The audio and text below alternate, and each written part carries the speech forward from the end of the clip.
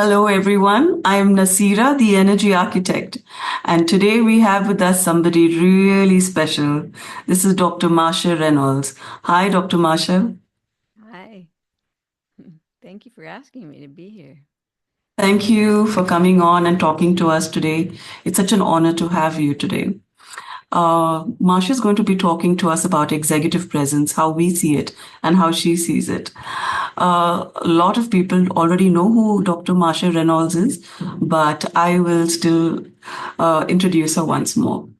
So she's a master certified coach, Dr. Marcia Reynolds. She's the president of Co-Visioning LLC, has coached leaders, delivered leadership and emotional intelligence programs, and spoken at conferences for clients in 47 countries. Dr. Reynolds is a pioneer in the coaching profession. She was the fifth global president of the International Coaching Federation and recognized in their circle of distinction. She is on faculty 5 coaching schools, the US, Asia, and Eastern Europe.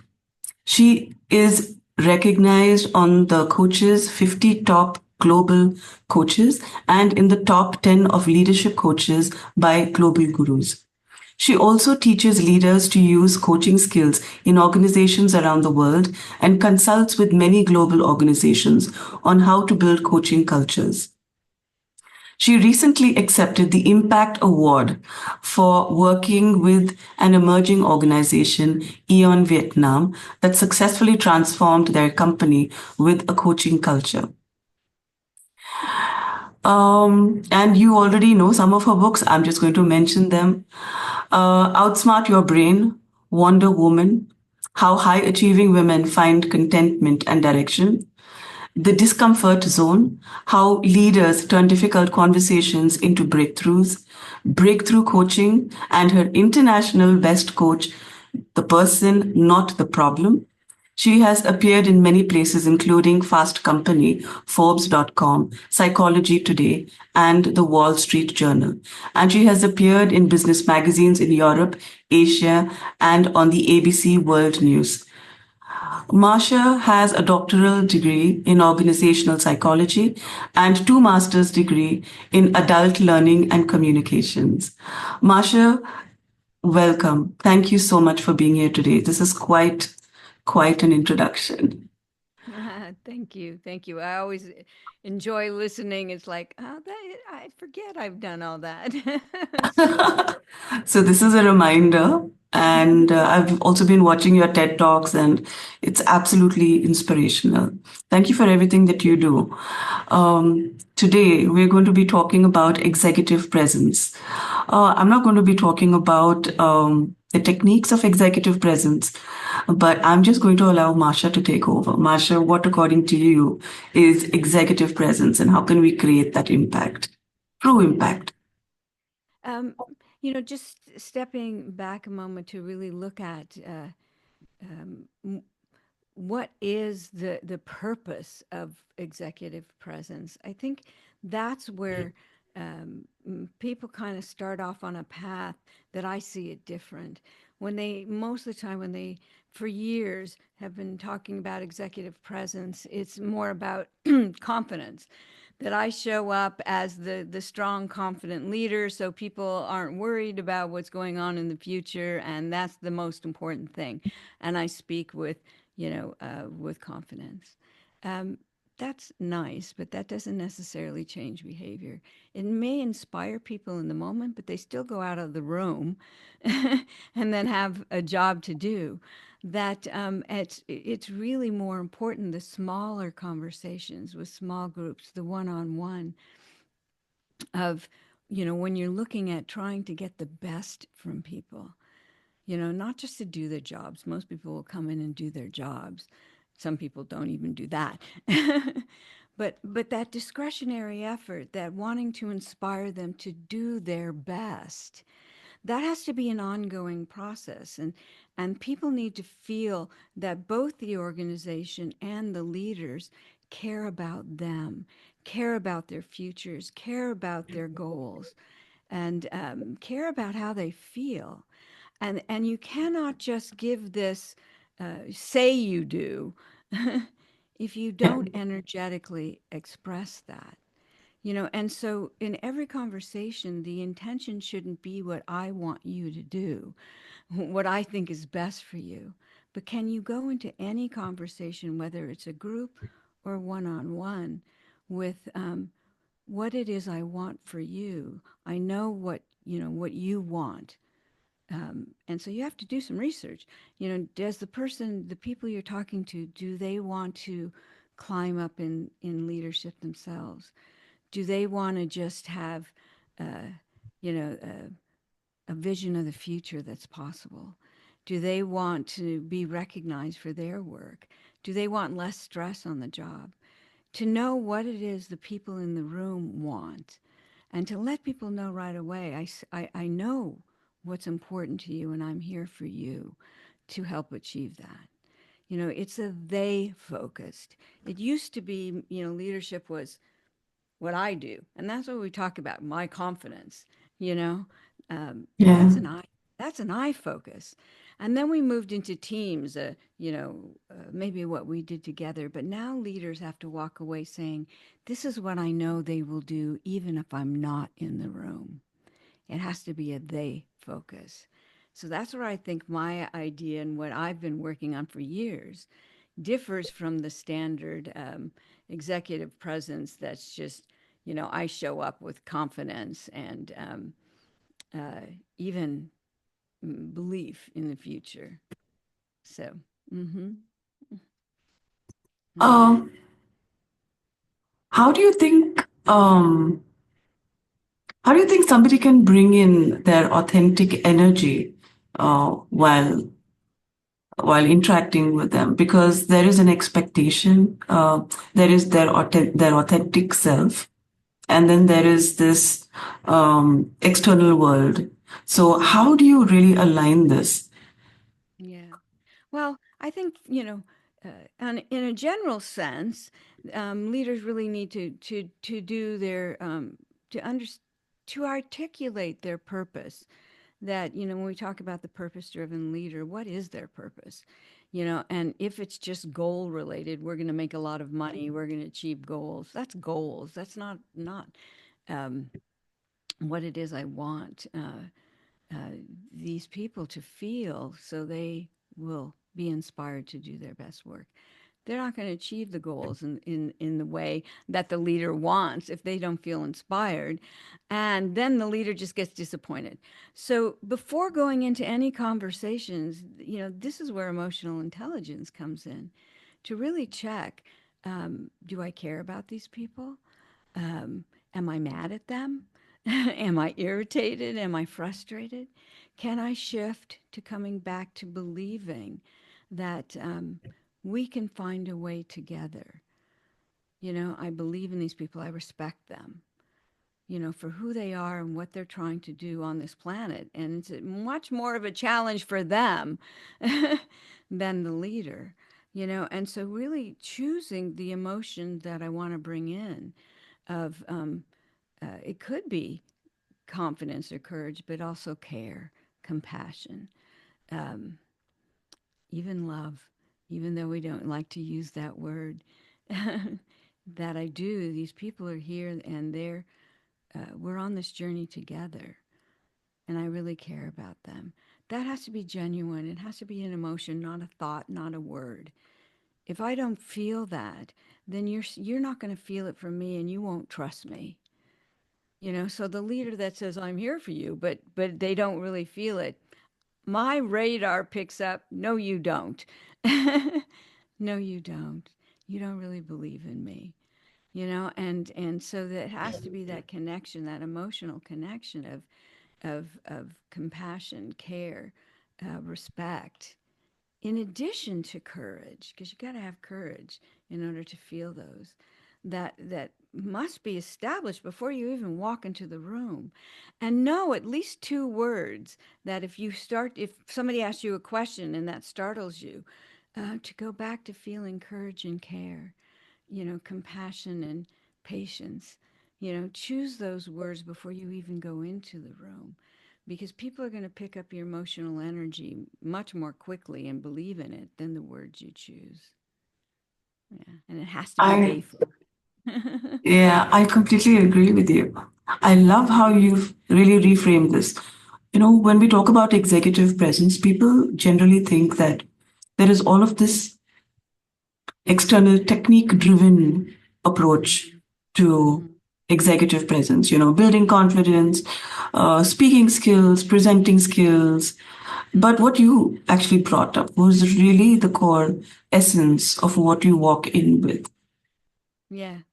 And so let me give you an example just of um, I took improv acting lessons for a number of years so I could be authentic on the stage and all of that stuff, that presence. But my best coach really talked about uh, how you can be actually vulnerable, totally open. Um, so you invite them into you. And she said, you got to go out on the stage and and just love them, which is going to make you vulnerable. And I remember uh, the first time that I went out on the stage, 1,500 people, and I looked out at them, and I remembered what she said. Oh, and I love these people, and I love the work that they do. They were caretakers and healthcare workers, um, and in that moment, for a second, I felt like totally naked. It's like, what if they don't love me back? Yeah. And then I'm like, no, it doesn't matter. They're wonderful people doing good work, and they get burnt out and frustrated, and I'm here for them. And I gave my speech, and at the end, I got a standing ovation. They bought 300 of my books, and I got all Wow. these wonderful statements about how that inspired them to go back and do their best work. 2 days later, I was presenting the exact same speech, and it was to a group of finance workers. I immediately had a little judgment of like who they are and how they're going to like me and my stories. And I was tired because I had to travel um, and it was just really difficult for me to muster the energy. Exact same speech, same everything, right? And at the end, I got, they applauded, and I think I sold 10 books. No real response. And it was totally, not just whether I felt confident, but the energy I brought caring about them, that I forgot to do that. I forgot to do that. And that's what most people say about me when they see me speak. It's like, oh my God, you just stand up there and you just share your full self and you tell stories that people might judge you, but you're there for them and you're doing it for them. And so I'm totally open, totally vulnerable. I talk about my mistakes. I'm not worried that they're going to go, oh, you make mistakes. They're going to go, oh, you make mistakes too. Thank you for sharing that. And so it's that when we look at what is your purpose as a leader, honestly, is it to achieve goals or is it to inspire people? What is it that you're truly wanting to achieve?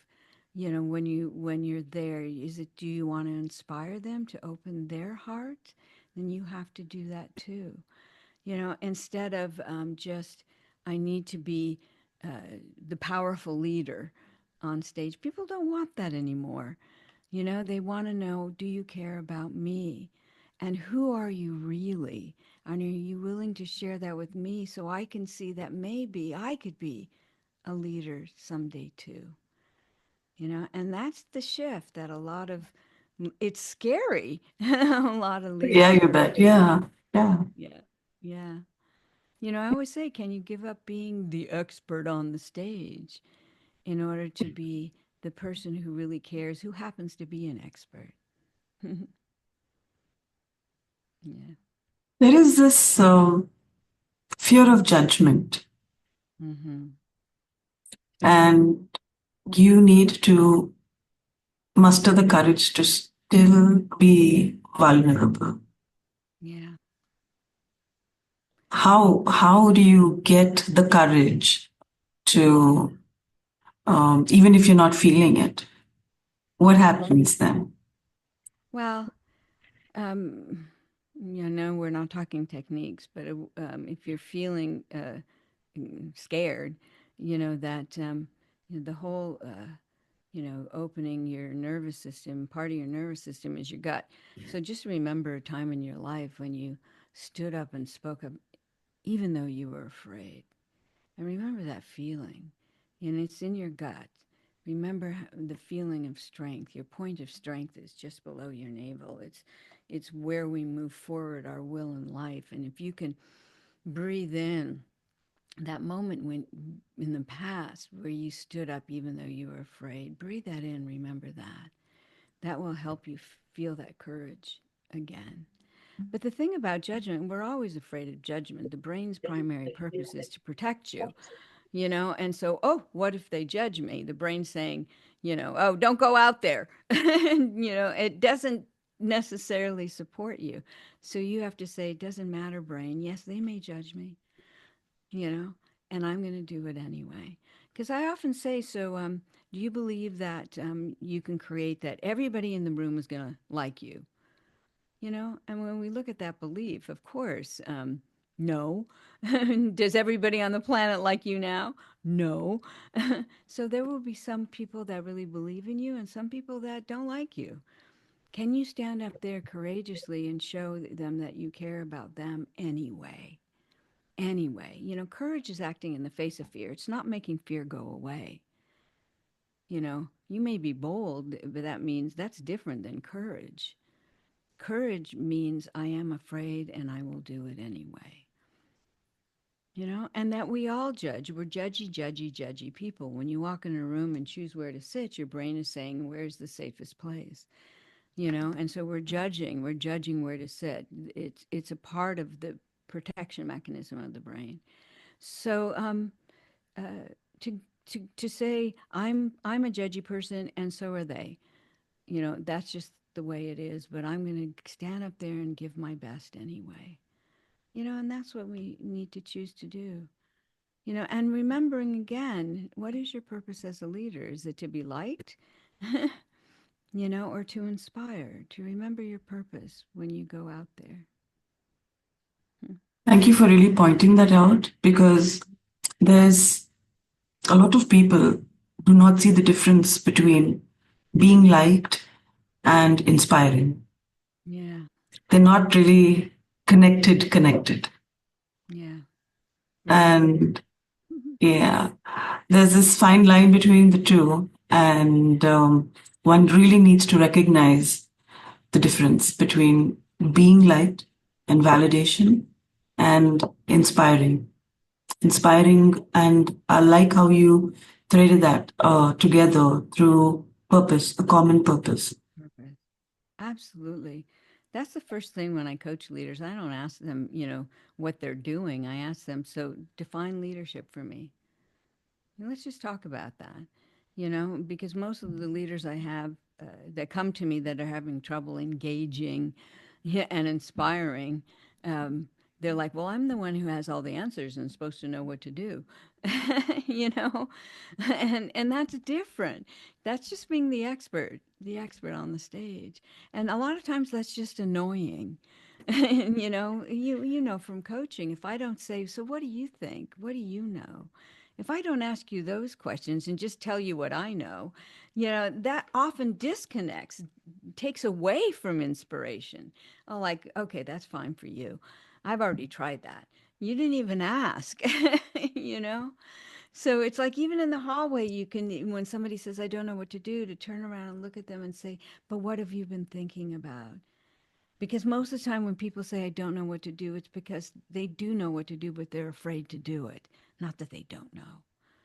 and we have to assume people are smart and resourceful, and something is stopping them from moving forward.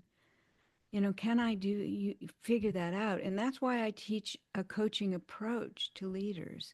They don't have to be a coach, but to use a coaching approach to the conversation, because what that does is the person feels like, oh, you see me, you care about me, you're interested in what I think.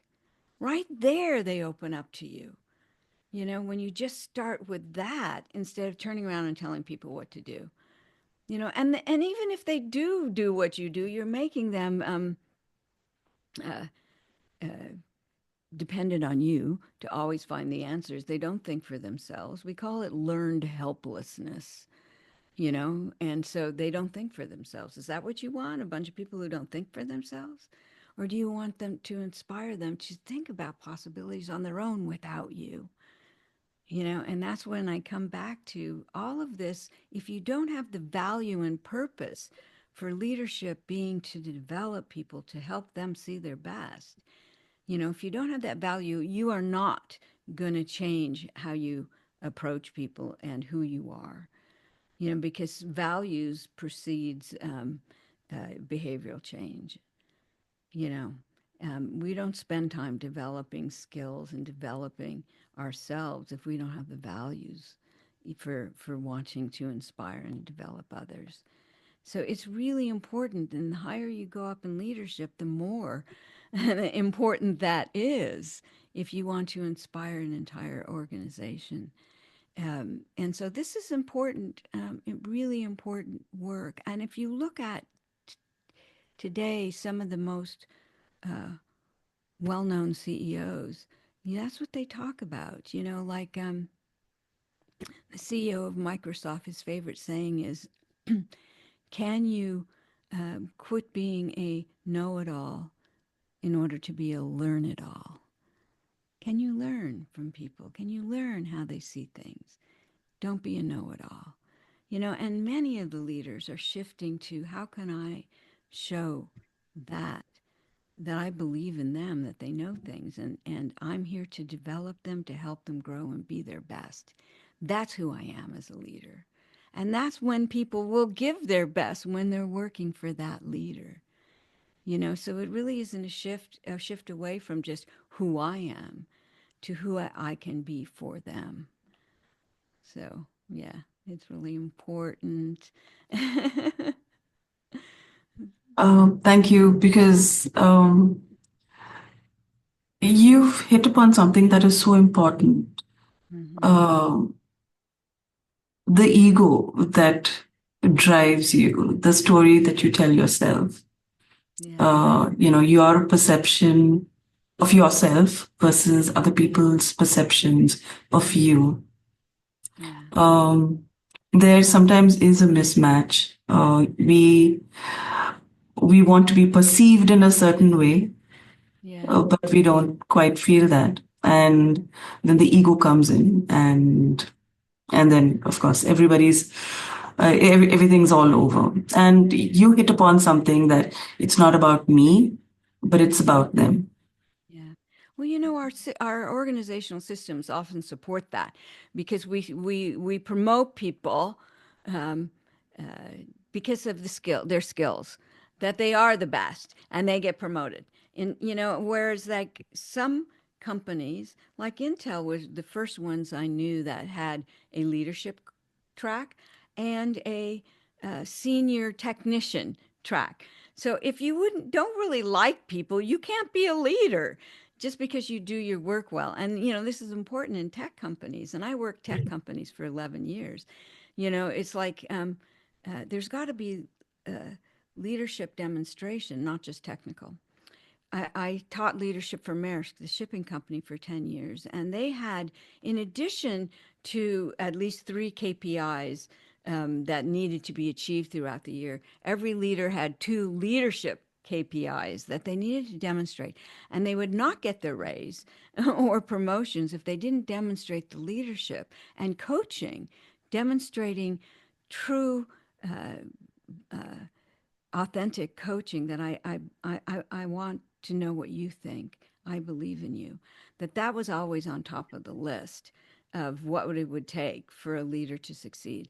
And so it has to be driven into the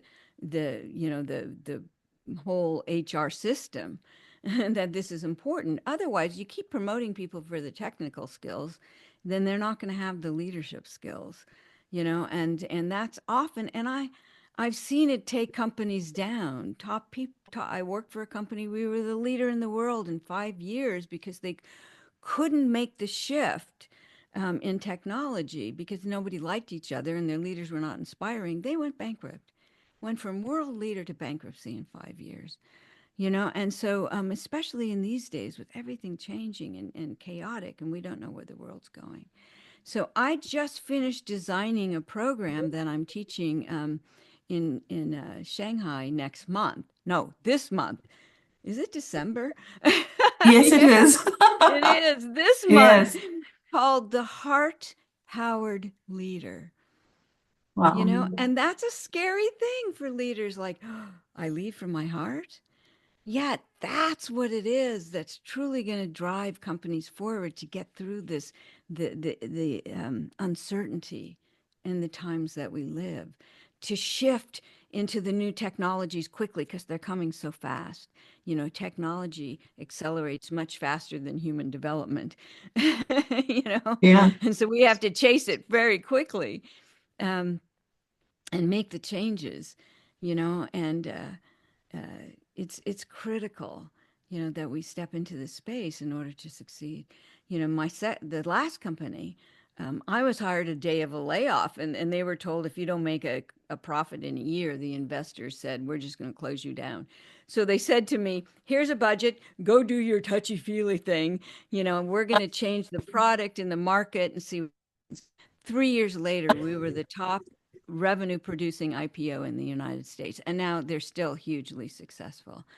Um, they redesigned the company into cross-functional business units, and then I and one of the top leaders who really championed this work, we then really went in and said, okay, how can you that now get along and cooperate and innovate with people you don't know that maybe you didn't like before, and really talking about how do we respectfully argue, how do we really show we care about each other on this team? Because if we don't succeed together, this company will fail, and they took that on and they took it to heart, and we quickly evolved, and so I've seen the evidence both of when you don't do it and when you do it, and that I love that they're taking this on. We'll see, but I did a promotional salon for the program a couple of weeks ago, and 200 people showed up. We're interested in this thing. This, what do you mean by heart powered leader? You know, and I just, I know there's still, even here in the United States, it's like, whoa, whoa, we can't do that. There's, we'll do it later when there's no chaos. Well, there's always going to be chaos. Do it Mhm. now to get through the chaos, And so, the thing is that we always hoped our leaders would be like that, to care about me, want to see me grow, but we didn't expect it. But now more and more employees are expecting it. And if I don't get that from you, and the best employees, they will leave. They will leave and go somewhere else. So do you want to retain your best employees? You want to inspire those in the middle to give their best? Then this is how you do it. And again, I have the evidence to prove it. So, mm-hmm. Very, very beautifully articulated. In today's age, I think uh, we are completely redefining uh, executive presence in for leadership because I don't think people are going to accept that aristocratic kind of leadership, especially Yeah. now with Gen Z Yeah. and their mindsets. They're going to immediately dismiss you if you Right. are unable to very genuinely connect with them. Absolutely. And they'll just go start an online business. Yeah, a side hustle. I'll show up. Yeah, Yeah, exactly. I'm not going to put up with that. I'll go do something else. And it's so interesting. I have, I don't know ever in my life when somebody said, I was fired or I left a company because I didn't like them. And it was the worst thing that I ever did. Usually they say it's the best, right? Because there is life after. And if you're staying in a job because you're scared you can't get another job or find something else, then you're just killing your soul, and you're just going to like uh, do your work, but not your best. So it is critical, again, leaders to look at who do I need to be? Not what it is I say. Yeah, that's important, but who do I need to be in order to get to keep these young, smart people, and want them to have loyalty to me and the organization?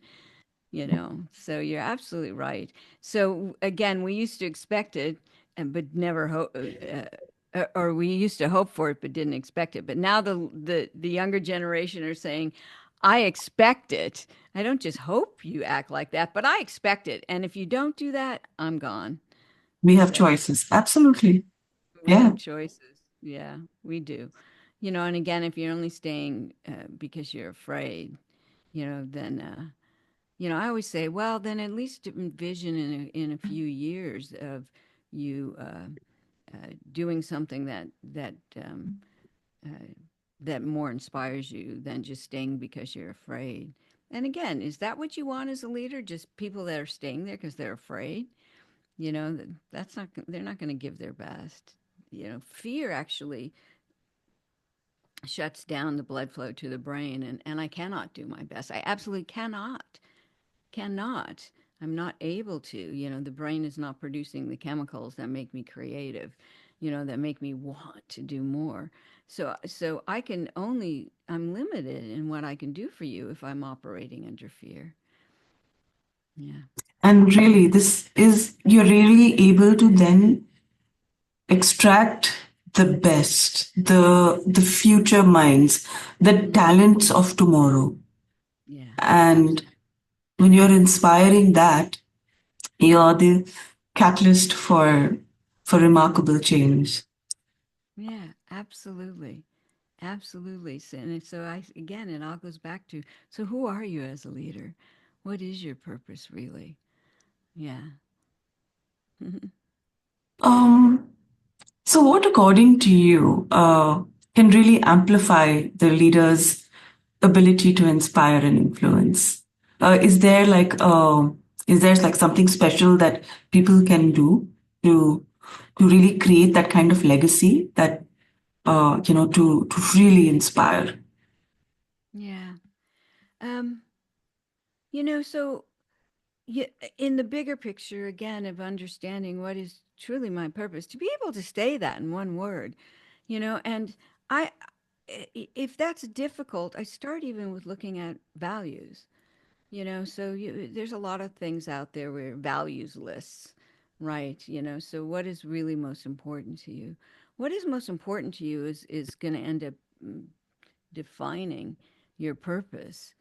And so again, if your values are um, achievement, my achievement, success, wealth, it's going to be difficult to shift because you don't have values of making a difference, um, uh, caring about others, family values come into play here, um, uh, uplifting emotions, helping people see possibilities in the future. I mean, that's an action, but really talking about your values. Now, can values shift? They absolutely do. So they're difficult to shift because we've defined our life that way. But there's a really great book that talks about value shift as a leader. It's called The Leadership Pipeline, and that's what we used when I was teaching leadership for Maersk. That it looks at every level of the leader, how the values have to shift in order to be successful, because the values again will drive what you're willing to spend time on to develop your skills. If you don't have the values, you're not going to do it. So it talks about, when you first become a leader for the first time, that's the big shift from high performer to leader, and really understanding how you're going to inspire people. Because oftentimes, you think you need to tell people how you did it, and they have to do it your way, and then you lose them, and then nobody likes you, you know. Yeah. Yeah. So that's a big shift. But then as you go up and you become a leader of leaders, then your values have to be really developing other leaders. Otherwise you won't be successful. And then as you move up into, more running the business, then some values need to shift too, but it has to be away from doing the work so you can strategize. It's not about me doing it, it's about them doing it. How can I make sure the organization, feels comfortable that everybody wants to be doing their work so I can spend time on strategy and not get into the weeds. So I really recommend or looking online for the executive summary because it's at least it then lays out the ladder, but it starts with values. So I really have to look at what do I most value, and am I willing to shift? Because a lot of people, I mean, that had achievement and success and wealth might have some other values as well, like of family, of making a difference. So how can you shift the importance? Is it important enough for you to recall those values as well? And then drive your purpose statement. So I would say, what are your top values? And then what are the things that you do in order to achieve your values? So if your values are, like for me, I like to uplift people's spirit and expand consciousness in the world. I do that. The two actions are through coaching and teaching, and so I say it in one sentence. I use coaching and teaching a coaching approach um, to leaders and coaches so we all can work together to uplift spirits and expand consciousness. One sentence based on my values and what it is I want to do in the world and how I do that.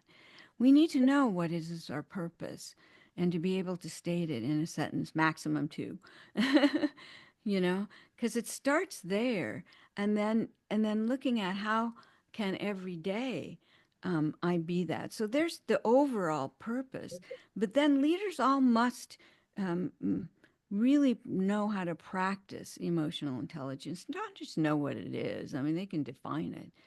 Um, but emotional intelligence means choosing how I want to feel. So I said to you before you go into a conversation, to feel gratitude, to feel care, to feel compassion, to feel hopeful. Even if you're mad at them, can you feel hopeful? To remember what you want to feel and breathe that in and walk into the room with that. But know at least two things if you start to get upset in the moment, that I can go back to feeling courage and care, compassion and patience. Just two. If you try to remember a bunch, it's not going to work. And then you're back in your head and you're not present. So those become your anchors. So, if I'm teaching a class and somebody is, being asked, just doesn't want to be there and challenging me, I come back to being, I like to use curious and care. So I'm curious of what it is that you're really challenged by these thoughts, and be authentically curious, and not because, oh, well, I'm curious of why you think that way. It has to be authentic.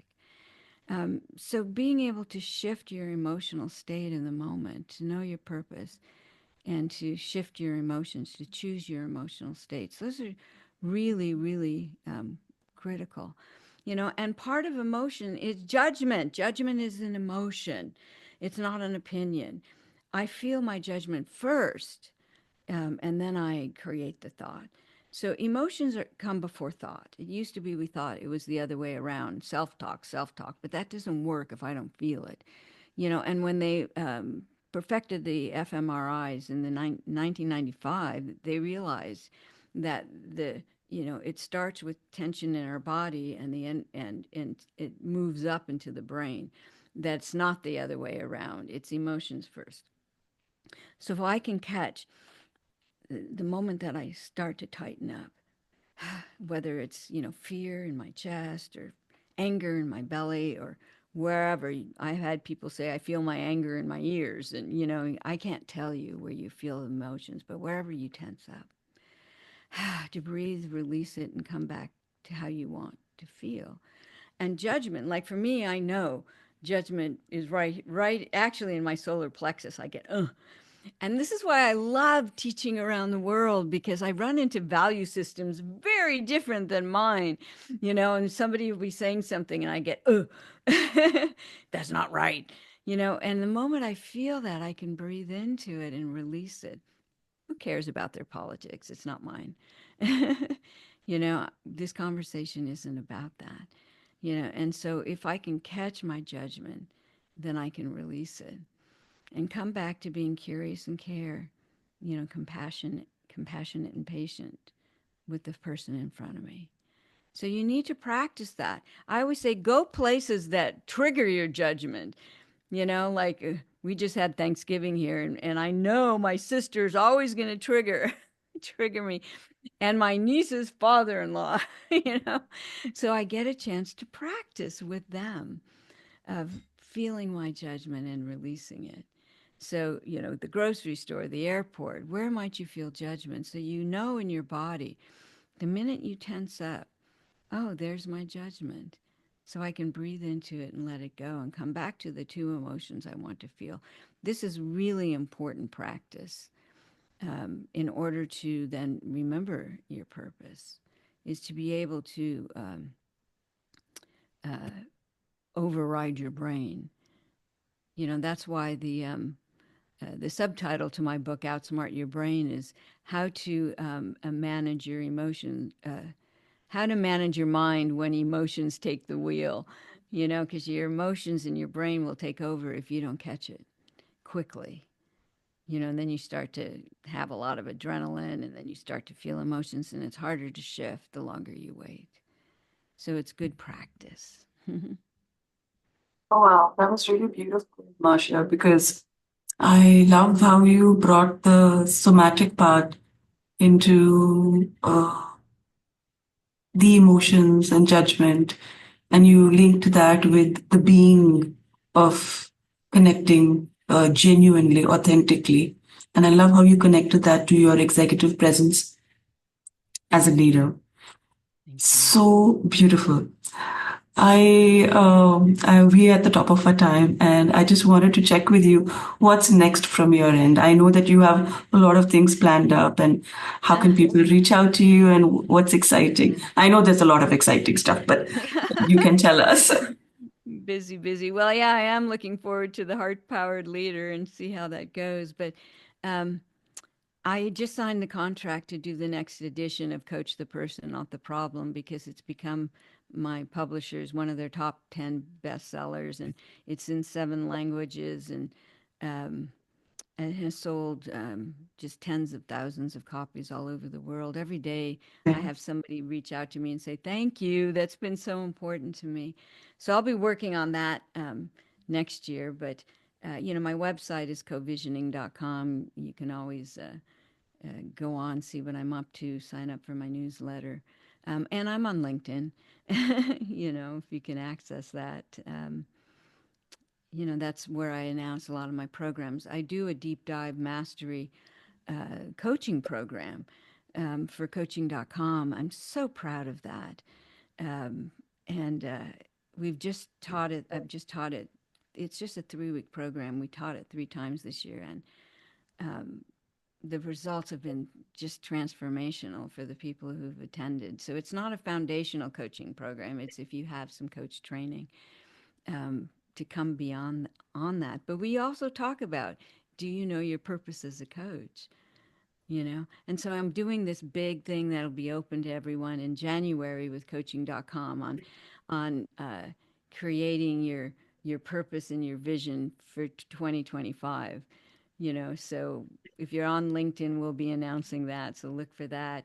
It'll be free. Come join us and set your intentions for the year. So, yeah, always a lot of things going on that, are just exciting. It's hard for me to say no. And that's why I get up so early. I always have to. Yeah, I know. I was worried But about that. yeah, it's in my purpose. As long as I'm purpose driven, then it's fine. Then I don't, resent it at all. So, yeah.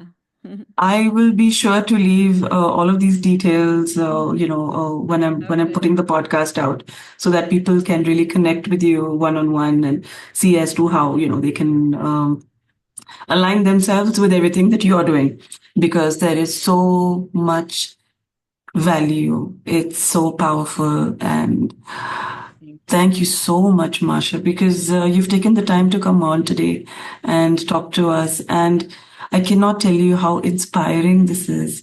And you've kind of really created a shift for a lot of people who believe what executive presence is. But you actually went to the essence of that, not about the technique, but about the being of Yeah. that leader. And Thank I you. really Thank you for appreciate saying that. it so well, summarizing it so well. Thank you. Thank you. And this is me, Nasira, the energy architect.